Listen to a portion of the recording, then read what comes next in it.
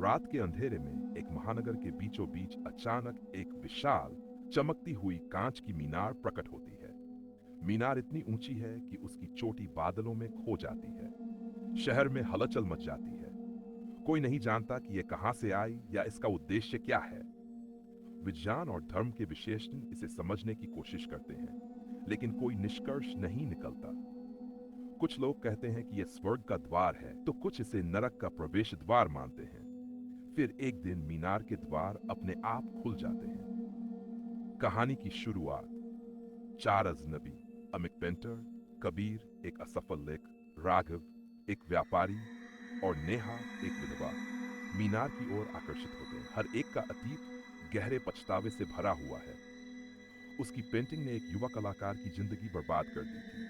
कबीर, उसकी एक किताब ने झूठे आरोपों से एक आदमी की जिंदगी तबाह कर दी। राघव, उसने अपने लालच में सैकड़ों परिवारों को बेघर कर दिया।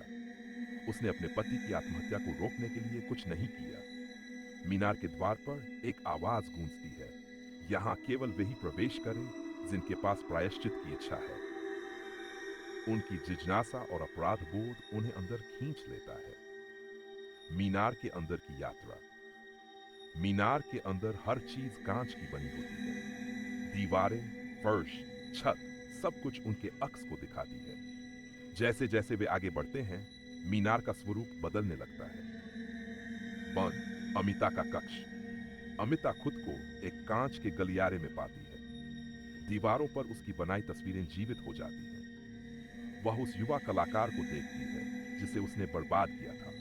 उसकी तस्वीरें विकृत हो जाती हैं और उसकी कलात्मक आत्मा का अंधकार अमिता पर हमला करता है। वह मुश्किल से बचकर भागती है, लेकिन उसकी त्वचा पर कांच के छोटे छोटे टुकड़े चिपक जाते हैं जो दर्द को बढ़ाते रहते हैं। डू कबीर का कक्ष।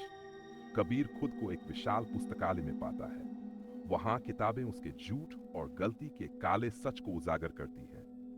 एक दानव जो उसके शब्दों से बना है उसे चिढ़ाता है, तुमने जो लिखा वह सिर्फ स्याही नहीं, जहर था।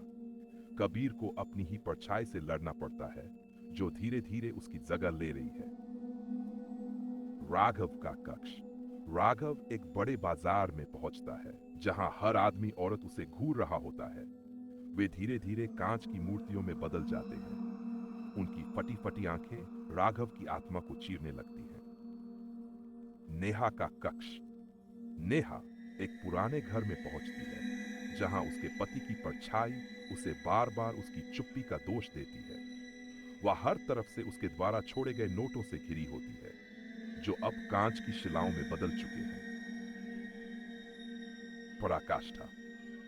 चारों किसी तरह एक बड़े हॉल में पहुंचते हैं जहां एक विशाल धुंधला अक्स उनका इंतजार करता है। वह अक्स मीनार का रक्षक है जो उनकी आत्माओं को अपने अंदर समाहित करना चाहता है।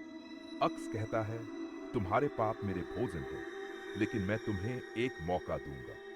अगर तुम अपनी सच्चाई को स्वीकार कर सको और खुद को माफ कर सको तो तुम आजाद हो सकते हो, लेकिन यह मीनार तुम्हारे दिल की परछाई को कभी नहीं छोड़ेगी।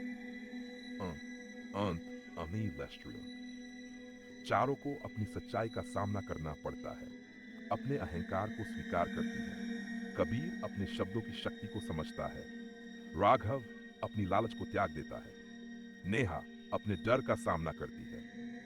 मीनार उन्हें छोड़ देती है, लेकिन वे अब भी उसके निशानों के साथ जीने को मजबूर हैं। बाहर आने पर वे पाते हैं कि मीनार गायब हो चुकी है, लेकिन उनके अनुभव उनके जीवन का हिस्सा बन गए हैं। अंतिम दृश्य। चारों अलग अलग दिशाओं में चले जाते हैं, लेकिन उनकी आंखों में मीनार का अक्स हमेशा के लिए बसा रहता है। संदेश। हर अपराध की सजा दिल से शुरू होती है और माफी की राह आत्मा के अंधेरे से होकर गुजरती है।